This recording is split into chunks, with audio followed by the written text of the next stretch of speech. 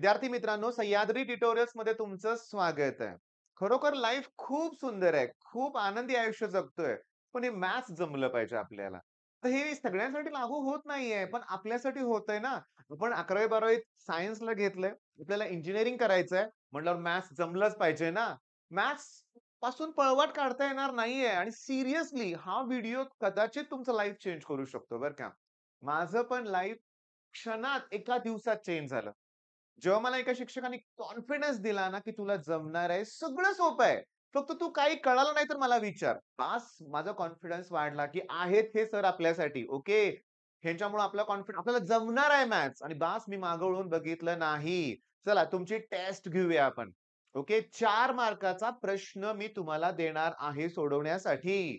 Okay. प्रश्न बघून घ्या. याच्या अगोदर त्यांनी लिहिलंय सॉल्व्ह एवढंच लिहिलंय क्वेश्चनमध्ये. पेपरमध्ये आणि 4 मार्काला हा क्वेश्चन आलाय. बघून घेतला का प्रश्न? दिसतोय का? मी थोडंसं बाजूला सरकतो. ओके, आता हा क्वेश्चन तुम्हाला दिसतोय. चला आता हा क्वेश्चन ओळखा कुठल्या टॉपिक मधला आहे आणि या एक्सरसाइजमध्ये तो क्वेश्चन कुठं तुम्हाला सापडतोय का बघा. तुमचं काम मी हलकं केलंय. X square plus y square dx, x square plus y square dx, minus 2xy dy, minus 2xy dy सापडला ना क्वेश्चन? चला 15 क्वेश्चन्स मला करायचे आहेत. किती क्वेश्चन्स मला करायचे आहेत? 20 क्वेश्चन्स करायचे आहेत. हे 5 कुठले आले? अरे या कन्सेप्टवर बेस मिसलेनियस मध्ये 1-2 प्रश्न असतील, सोडवून 2-3 प्रश्न दिले असतील. मग हे 20 प्रश्न सोडल्यावर काय होईल? हाच प्रश्न येईल का सर प्रश्न 4 मार्काला? मला असा अभ्यास नकोच आहे. मला ही कन्सेप्ट क्लिअर करायची आहे. मग येऊ दे ह्याच्यावर कुठलाही प्रश्न. हा सोडून जरी कुठलाही प्रश्न आला, तरी मला जमेल एवढा तुमच्यात कॉन्फिडन्स मला हवाय. ओके. मग चला सुरुवात करूया सोडवण्यासाठी. मी पहिली स्टेप तुम्हाला लक्षात आले का मी काय करतोय बघा, की x square plus y square minus 2xy dy by dx equals to 0.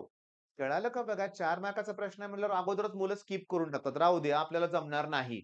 पण पहिली स्टेप कळाली.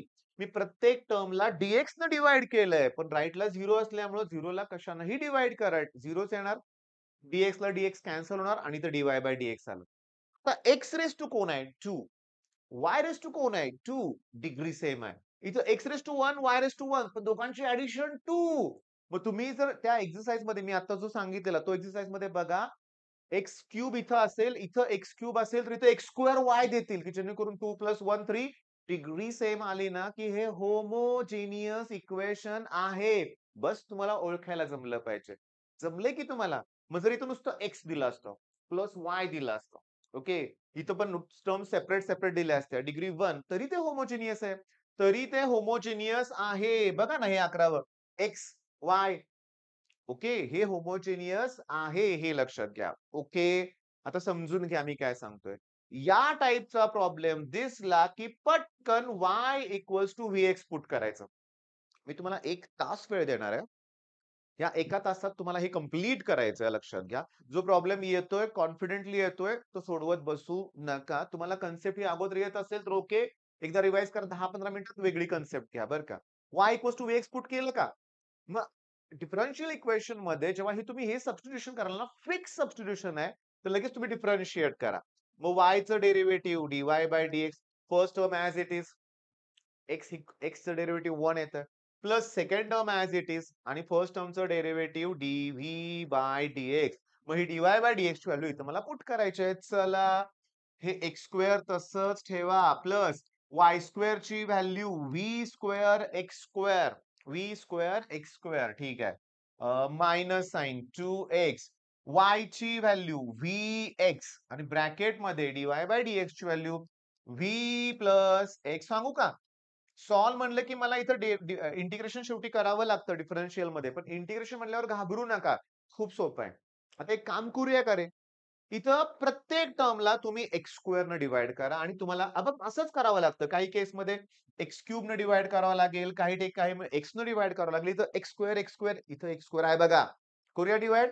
एक्स स्क्वेअरला एक्स स्क्वेअर डिव्हाइड करा 1 येईल. इथलं एक्स स्क्वेअर गेलं व्ही स्क्वेअर येईल. इथं गेलं 2v. आत मल्टिप्लाय करू का रे मी? मग बघा या 2v न या v ला मल्टिप्लाय केल्यावर 2v स्क्वेअर या मायनसमुळे या प्लस सुद्धा मायनस होईल. आता थांबा. 1 मिनिट. मी तुम्हाला सांगू का लक्षात घ्या. इथं थोडासा मला इश्यू वाटतोय. हा एक्स इथं शिल्लक राहिलाय. राहू दे, काय प्रॉब्लेम नाही. या 2v न ह्याला मल्टिप्लाय केल्यावर मला 2vx मिळालं. dv/dx. ओके. मला व्हेरिएबल तर सेपरेट करायचेत लक्षात घ्या. काही प्रॉब्लेम नाहीये. झालेलं आहे.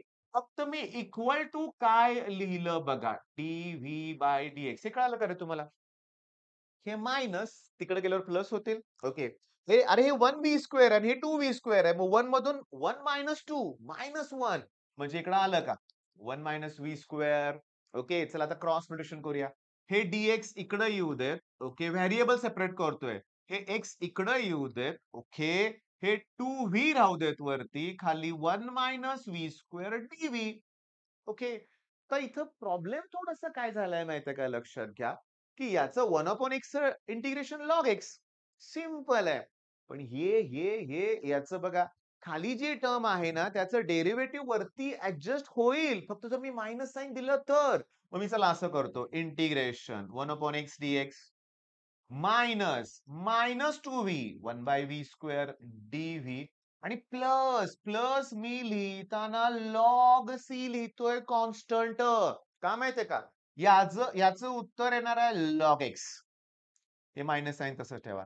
हे बघा, खाली जी टर्म आहे त्याचं डेरिव्हेटिव्ह वरती आहे. म्हणजे खाली जे फंक्शन आहे त्याचं डेरिव्हेटिव्ह वरती असतं उत्तर लॉग इंटू फंक्शन असतं. मग मला मिळणार लॉग 1 मायनस v². ओके. आणि प्लस हे लॉग सी आहेत. आता एक काम करूया. हे मायनस इकडे आल्यावर काय होतील प्लस. चला लॉगच्या प्रॉपर्टीज आठवा ना. मायनसचा प्लस होईल ना आणि प्लस म्हणजे प्रॉडक्ट येणार. म्हणजे लॉग एक्स इंटू ती टर्म कुठली 1 मायनस v² असं येणार आहे आणि that equals to log C येणार. लॉगला हा लॉग कॅन्सल होईल आणि हे तुमचं मग आन्सर मिळालं लक्षात घ्या. फक्त लास्टच्या स्टेपमध्ये व्ही ची व्हॅल्यू पुट करा आणि व्ही ची व्हॅल्यू आहे y/x. मग इथं y² करा. क्रॉस मल्टिप्लिकेशन थोडंसं करा. आन्सर मिळालंय तुम्हाला. मग आता मला सांगा हे 4 मार्काला किती अवघड गणित आहे? नथिंग लक्षात घ्या. आता स्क्रीनशॉट काढून त्याची प्रॅक्टिस करू नका. इथं मायनस साइन आहे आणि तुम्ही ऑब्झर्व्ह केलं का इथं प्लस साइन आहे. चला सोडवून दाखवा मला. ओके. मग जेव्हा प्लस मायनस साइन असेल गोंधळू नका लक्षात घ्या. पण मी तुमच्यासाठी काय केलंय चला हा प्रॉब्लेम एकदा बघूया रे बाळांनो. लक्ष द्या 1 असे 1 डिग्रीचे आहेत ना लक्षात घ्या. इथं y/x लाच v पुट करायचं आहे. समजून घ्या रे बाळांनो. y/x म्हणजेच y इक्वल्स टू vx ना. मग चला हे कळतंय का बघा तुम्हाला? नीट लक्ष द्या. तुम्ही y equals to vx put केलंय. पण इथं त्यांनी काय केलंय माहितीये का? हे ना असंच करतात लक्षात घ्या. मी तुम्हाला सांगू का? आपण असं करत नाही. आपण पहिला हे न्यूमेरिकल घेतो. मी प्रत्येकाला x न डिव्हाईड केलं असतं. म्हणजे मला काय मिळालं असतं बघा, दिसतंय का बघा तुम्हाला? मला इथं मिळालं असतं dy/dx हे x गेलं असतं.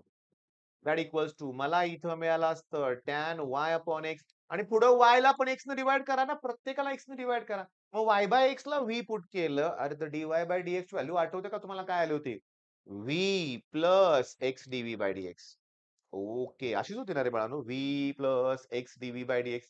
v plus x dv/dx. ठीक आहे. That equals to tan y/x ला v पुट केले. हे v आहे. मग गंमत तुमच्या डोक्यात आलं का? किती सोपं आहे बघा. ह्या v ला हे v कॅन्सल होणार आहे. आणि माझ्याकडे इतकं सिंपल उरतंय, की x dv/dx बघा हे x dv/dx equals to tan v उरतंय. कारण की क्रॉस मल्टिप्लिकेशन. हे टॅन v खाली आणा dx वर जा x इथं घ्या. मिळालं का? आता ऐका. टॅन चा रेसिप्रोकल कॉट आणि कॉटचं इंटिग्रेशन लॉग साइन x असतं. आहे का बघा? आहे ना. लॉग साइन v येणार. तुम्ही कॉन्स्टंट काय घेतलाय बघितला का? Log C. बरं ह्यांनी इकडं दोघांचं प्लस घेतलं. हे प्लस मायनस अपॉन नाही केलं. पण शेवटी कॉन्स्टंट लॉग सी घेतल्यामुळे हा लॉग मला कॅन्सल करावा लागेल. आणि लास्टच्या मोमेंटला व्ही ची व्हॅल्यू करा. झालं.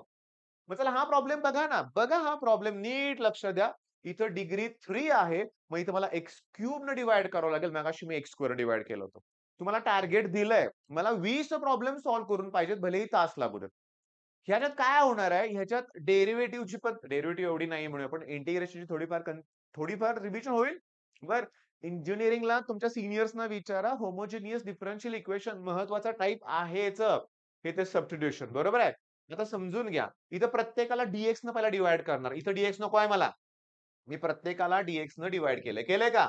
ओके. आणि नंतर वायची व्हॅल्यू व्हीएक्स, वायची व्हॅल्यू व्हीएक्स तशी पुट करा. X cube, x cube, x cube cancel करा. इथं एक शिल्लक राहतोय म्हणून मी मगाशी थोडंसं गडबडलो होतो. गरज नाही, राहू दे ना शिल्लक. ओके.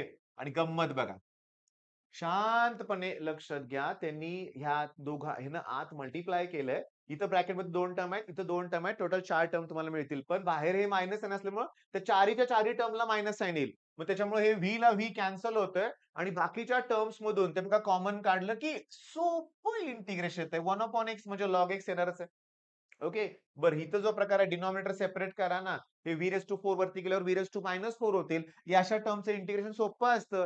जे काही रेस टू येतात 1 ॲड करा आणि त्याला डिव्हाईड करा. -4 मध्ये 1 ॲड करा. -3 त्यानं डिव्हाईड करा. ओके. चला मग आता होमवर्कला सुरुवात करा. मी काय केलंय तुमच्या लक्षात आलं का सांगतो. मी असं केलंय हा पी-वाय-क्यू आहे. किती मार्काला आहे? 4 मार्काला. त्या टाइपचा प्रश्न मी सगळे घेतलेत. मग मी आज दिवसभरात तुम्हाला एवढ्या पी-वाय-क्यूज वेगळ्या-वेगळ्या टाइपचे प्रश्न घेणार आहे, की तुमचं डिफरन्शियल परफेक्ट होईल. अरे सी पण 2, 3, 4 प्रश्न येतात या टॉपिकवर. आपल्या क्रॅश कोर्समध्ये आपण कदाचित 4 मोठे-मोठे व्हिडिओ अपलोड केलेत लक्षात घ्या. वर्ड प्रॉब्लेम सेपरेट घेतलेत आपण. मग तुम्ही रिवाईज करा नक्की. ठीक आहे, सुरुवात करा. All the best.